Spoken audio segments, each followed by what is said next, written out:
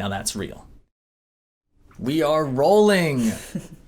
Real Faith Conversations, episode 1. Why Real Faith Conversations? We're going to have a conversation about a conversation on why we chose this concept. I'm here with Rachel Bowman. How you doing? Hello. I'm good. How are you? I'm good. Doing well. Great. Yes. This has been a long time coming. I'm glad. It has. I'm glad we're actually able to do this and sit down and just have a conversation about this concept of sort of the podcast idea, how it came to be, and sort of the direction we want to go. But first, I want to give you a chance, and maybe I'll introduce myself too, but why don't you introduce yourself? I'm Rachel Bowman. I am 20 years old. I've been going to this church for a long time. You know, I've been here pretty much all my life, and I've been part of the music ministry for about 10 years, and now I'm kind of transitioning over to the media ministry. I'm staying with music, of course, but, you know, doing some more and different things within the church is, like, really nice and opening new opportunities for me, so... Yeah, I think that's my intro. Music will always be your first love, right? Definitely, most definitely. Yeah, and so my name's Ryan. I've been with the church almost all my life, probably since I was 7, but really reconnected in high school. I'm 24 years old, so I'm in the similar age range as you, and sort of who we want to target here in our podcast as well. Right. And so, yeah, when looking at the church, you don't really normally think, 18 to 25-year-olds will be that active, but here we are, sitting across from each other doing a podcast within a church, right? At St. Peter Parish. It's also like a big part of like why we're doing this too, is just like that age range is just kind of not as present, and whether it's, you know, their choice, their parents' choice, whatever, it's kind of like we'd love to have more of that kind of be present in what we're doing, which is a big part of why we want to have these real conversations of, you know, connecting to those people who may feel like they don't necessarily have a place in the church yet, or they can't have a place because they haven't been part of it all their lives. It's like there's more to it than that. You know, you don't have to be raised in the church to be part of it, I think. Yeah, and people with technology these days, I mean, we've noticed during COVID-19, people don't even have to necessarily be at the church to be connected or to even reap the benefits of the good works that happen, right? And particularly in this podcast, in the media ministry here at St. Peter, it's been a long time. Like I mentioned earlier, it's been months that we've sort of been brainstorming about this podcast, the direction of it. And actually, the first one was pretty lame, I'll admit. It was my brainchild. It was called Journey in Faith, right? A spin-off of some of the YouTube playlists that we've been doing. But it wasn't really real enough, for lack of a better term, right? I mean, you saw the original concept, and even Father Fitzpatrick was like, how are we sort of reaching out in the digital space with Journey in Faith, right? Yeah, and I think the name itself, like Journey in Faith, it to a point, it could also exclude some people who might not be part of that journey yet, haven't thought about starting that journey yet, started it and then fell off for whatever reason. Like, it might seem a little bit more like this is geared towards people who are already in the faith, who are already on their journey, you know, when in reality, this is a big thing of just bringing more people to an understanding that we're not all perfect, you know, we're not all like at this point of, we know everything and we're just the best here, you know, we're all still on this journey. So I think that's the one thing that does kind of correlate is being on a journey. But, you know, the name I think that we have now of these Real Faith Conversations, it makes more sense for what we're trying to do moving forward. Yeah, and I don't know about you, but I'm certainly not perfect, and I never clean. I'm far from perfect. Would you agree? Yeah, I can agree. Well, maybe, I don't know much about you, but, you know, I know for me, I'm definitely not. For yourself, so. Yeah. Yeah, and so we want to be more inclusive in this conversation, right? And Journey in Faith, like you said, definitely excludes a lot of people, right, that may stumble across this podcast or want to learn more about different aspects of life. And so I'm going to quickly read the description for our audience and for you, and I'm going to get your take on it, your vibe. What do you get from this? Ready? Yeah. Let's be authentic and have an honest, real conversation. Life is hard. We all go through challenges, and if we're being completely honest with ourselves, it's complicated, right? From conception to after death and everything in between, this podcast aims to promote dialogue about every moment in life. So join us as we talk about life, culture, and faith in the most genuine way possible. Now that's real. So that's sort of the abridged concept of this podcast that's on the description of our channel. What kind of vibe does that give off to you? I really like the fact that we're talking about being authentic. And I think because of media and other outlets, and even just like word of mouth, which usually stems from media, is the idea of church and religion seems to be this, you have to follow all of these crazy rules and you have to be perfect and do everything correctly, and these things are just out of the picture, and if you're part of that, you just can't be part of this club. And it's like this inclusive club that, only certain people can be part of. And keeping it authentic is like, like it says, things are complicated and things aren't always going to be going in the direction you're expecting it to go. Life happens, you grow up, you meet different people, and part of that is just being able to sit down and have a conversation rather than assuming because it has to do with religion, things are going to be kind of sugar-coated, or things are going to be more, oh, we don't talk about that topic because that's not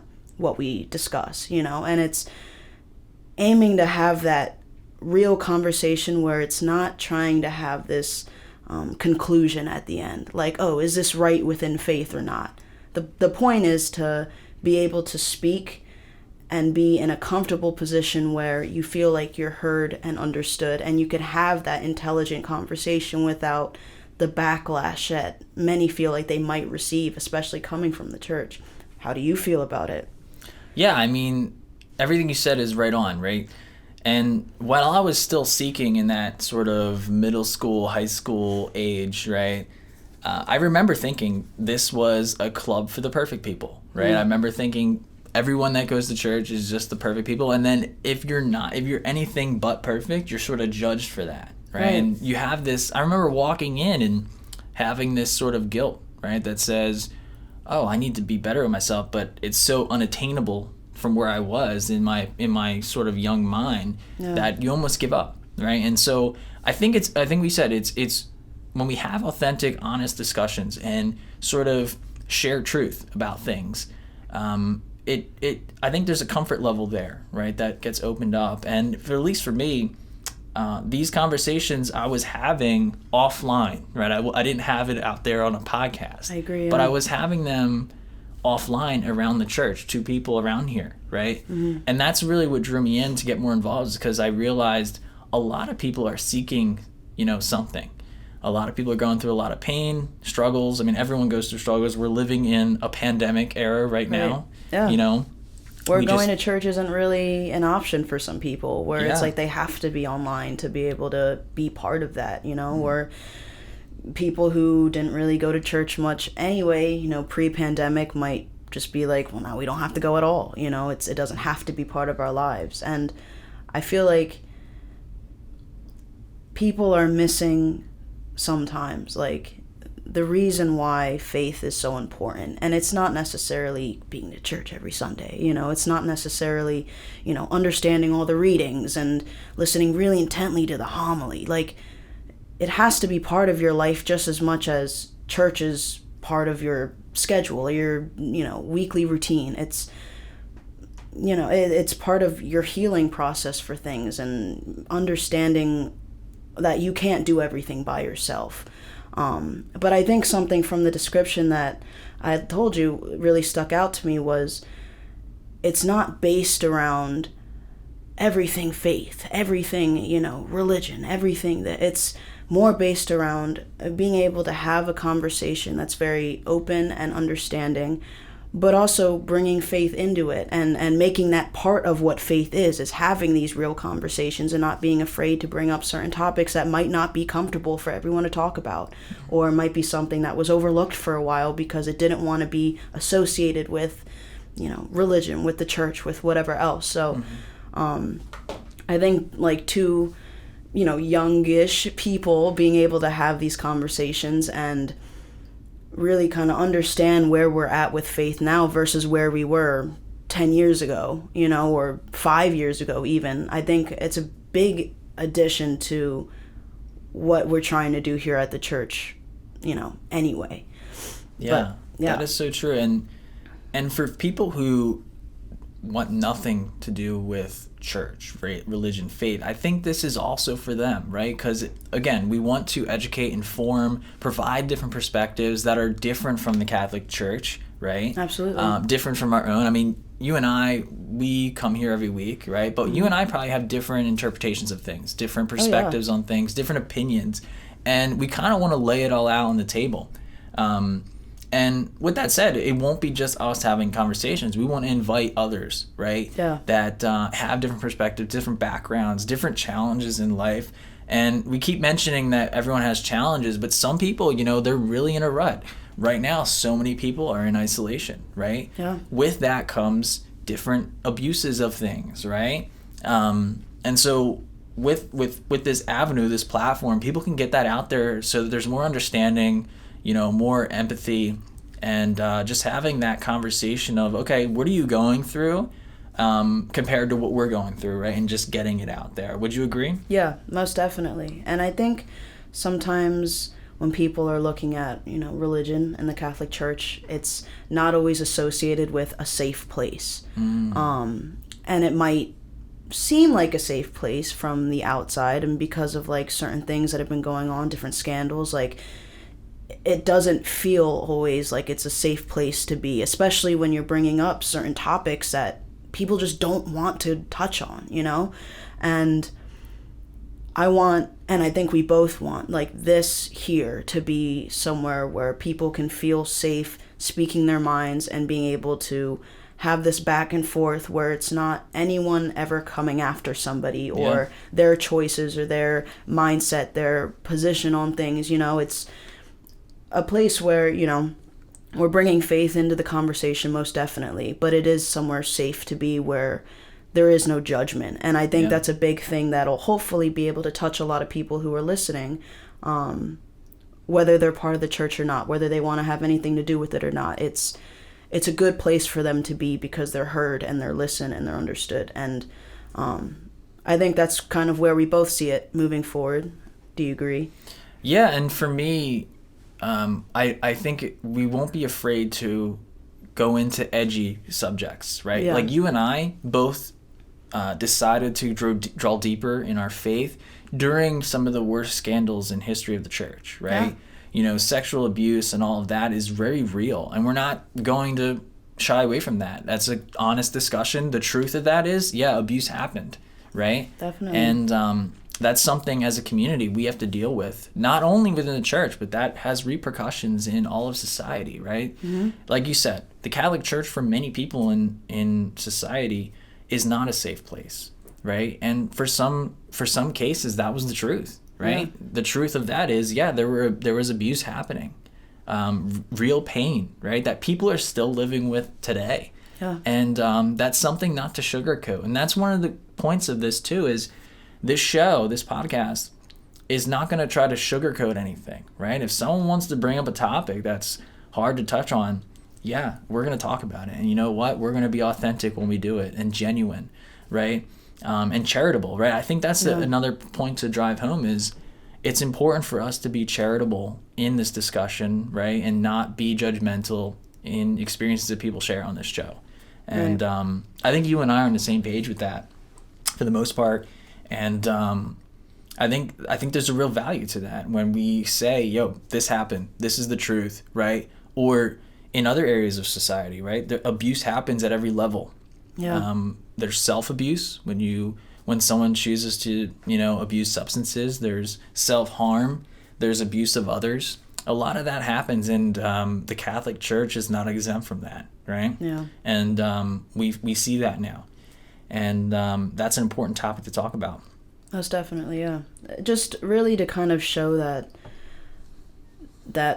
you know, being authentic, what we're saying we're gonna do, and it's like that is included as well. Of course, we're gonna have topics where it's a little bit more like lighthearted and, you know, nice things to talk about. Of course, you know, but like you said, like we don't have any reason to shy away from something that's very much a part of the community we're in, and it's unfortunate and it's sad and it's wrong and it shouldn't be a part of it, but it is, and we have to be able to acknowledge that if we're going to sit here and say we're going to have real conversations, you know. And that goes for anyone who is here and is a part of it as well. It's like I want them to be able to feel safe giving their opinion towards certain things, and, you know, hopefully maybe reaching other people who have had similar opinions or similar questions, who have been like, oh, you know, I would have assumed A, B, and C from this, when in reality it's these things, or whatever else. So I definitely agree with just keeping it authentic and being real about that. Yeah, I think there's a value to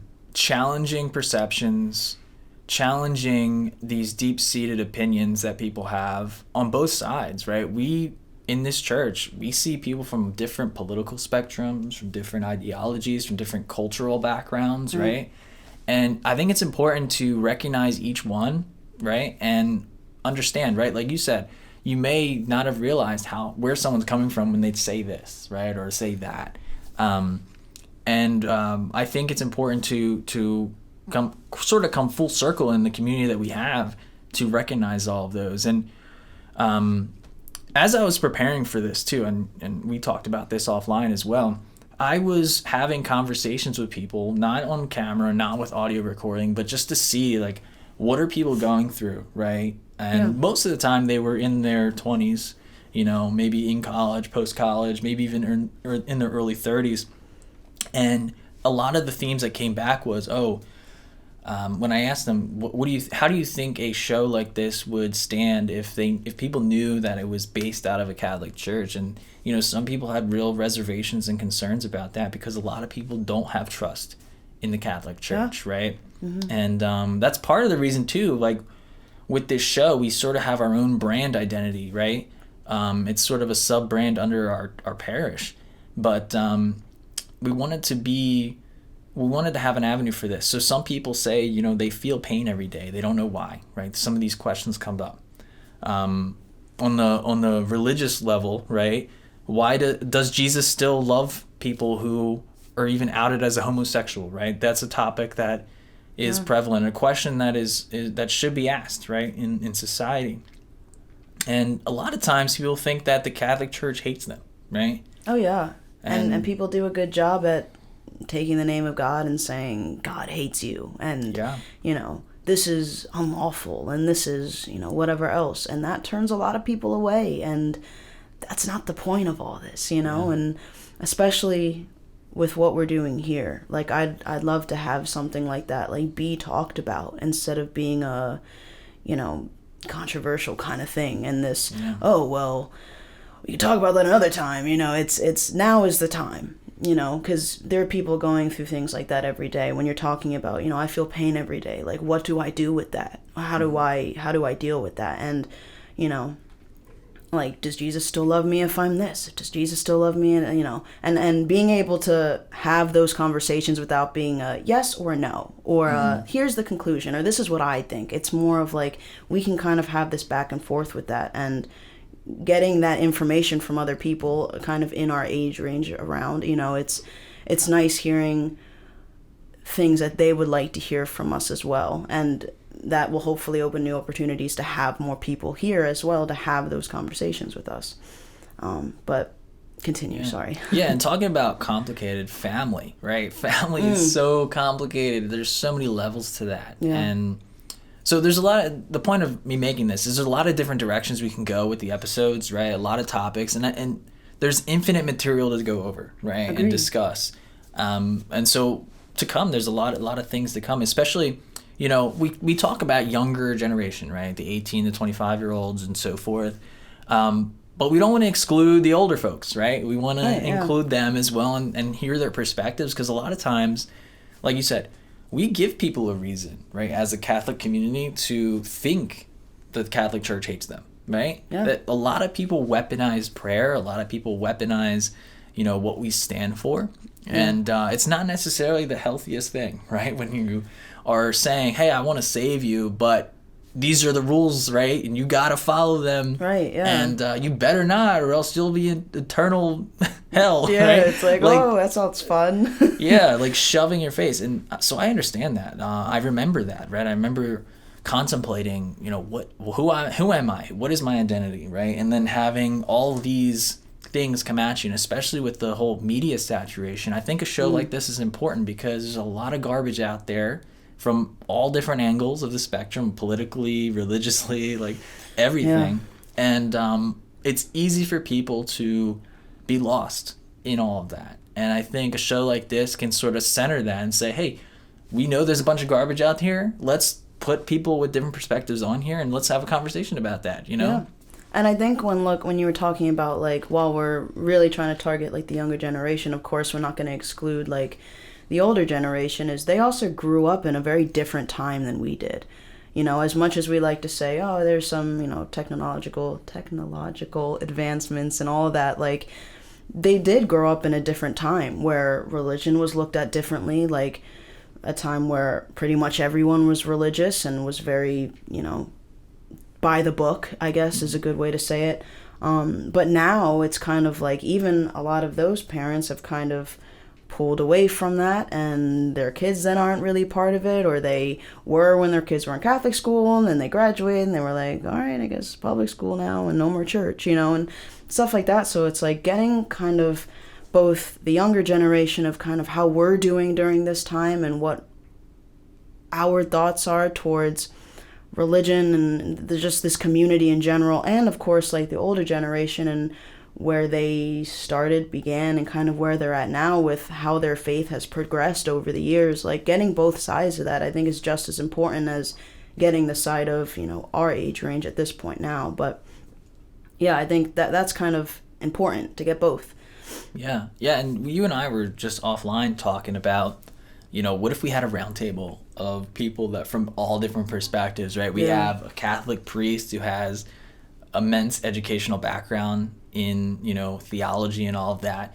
We have maybe an atheist, right, who has no formation in faith, but they have opinions that should be heard. Mm-hmm. Other people, maybe a new person who maybe just came into the Catholic Church and wants to learn more, and imagine all these dynamics we could have around a round table. And just have an authentic conversation of trust, right? I think that's a huge piece. Definitely. I know I was scared of priests when I was younger, right?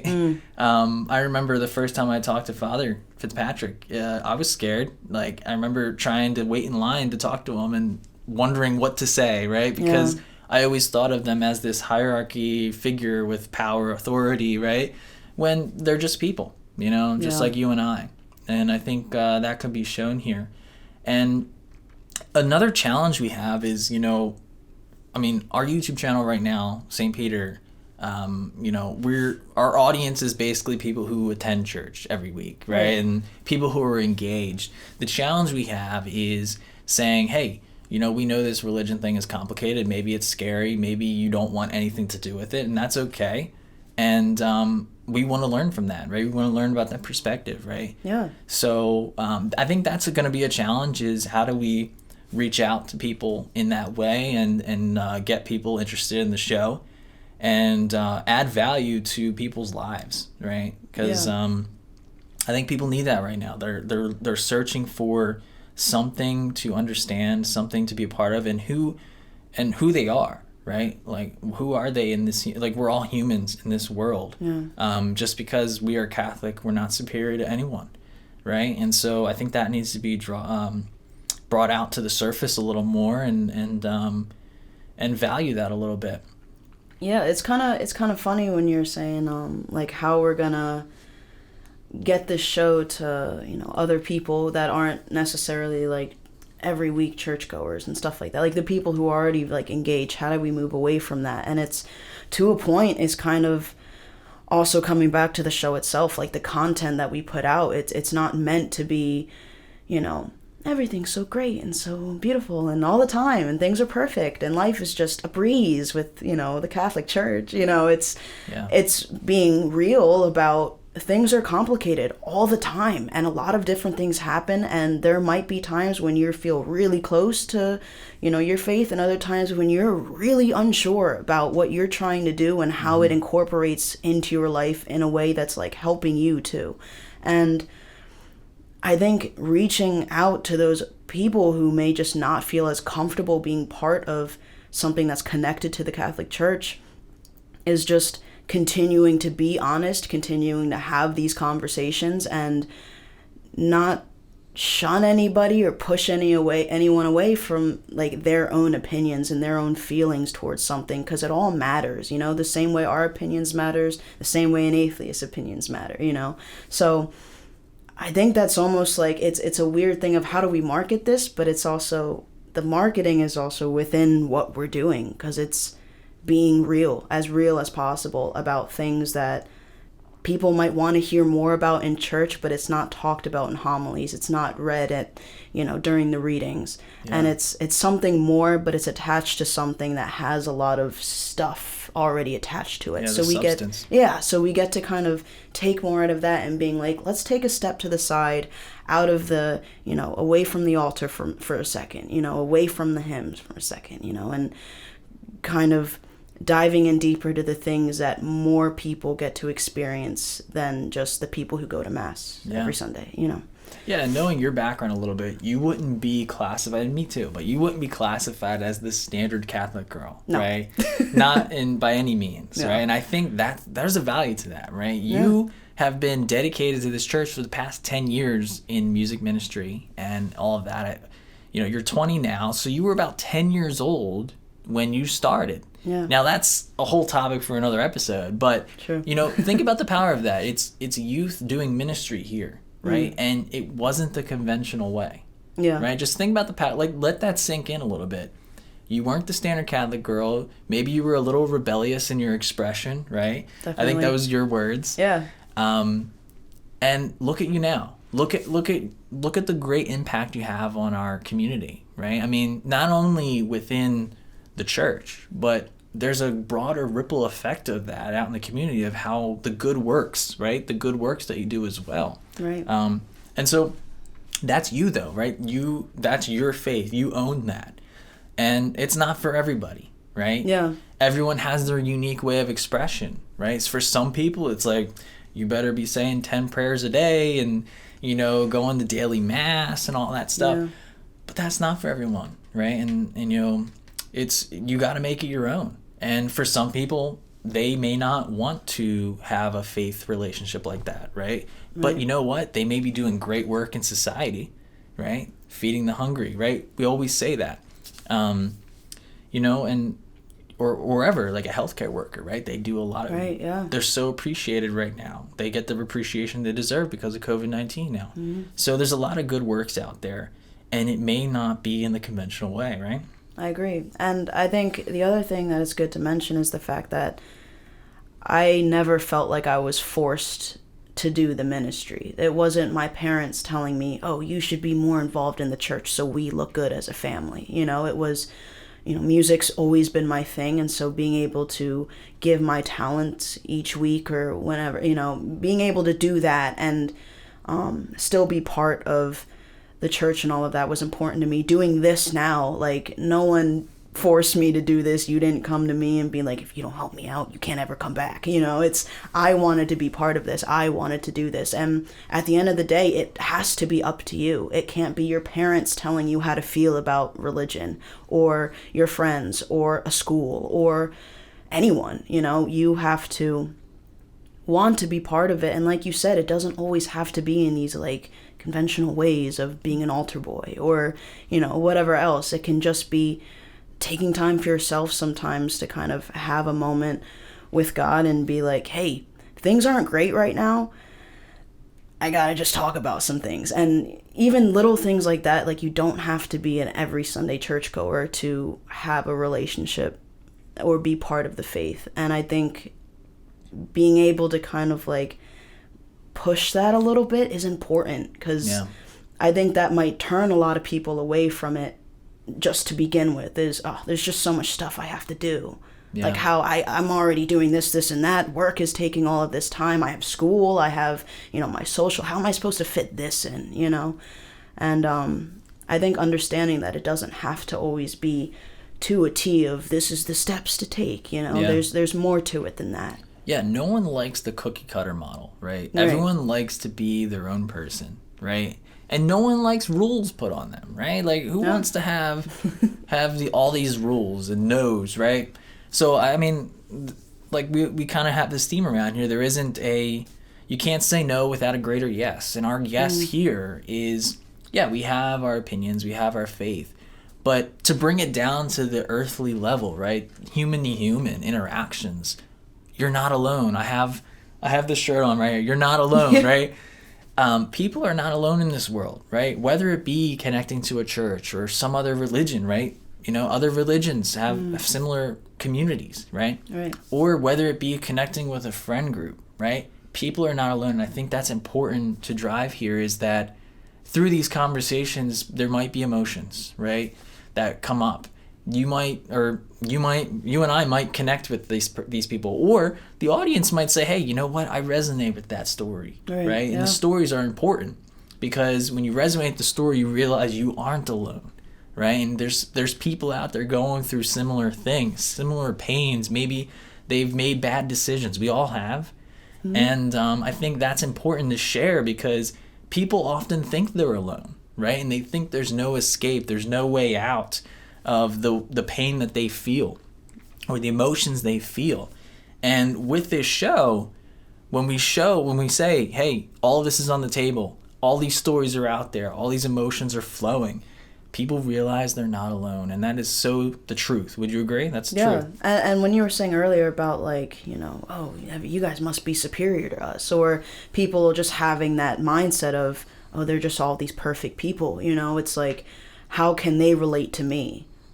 Someone who's just not part of that at all, who's done, A, B, and C, and it's just not okay, and, no one could ever, all of that. And it's like, there is no us being superior. Like, we are all people. We all have these complicated lives, whether it's with family or friends or growing up or yourself or school or whatever else. Like, there's always things. And I think this will help a lot with showing there is no one like that's superior here. We're all just people doing our very best and trying to be good people. And, we just look at it in different ways, because of the faith. And that's something that I think we have to offer that'll be really helpful to people who are listening and like, oh, you know what?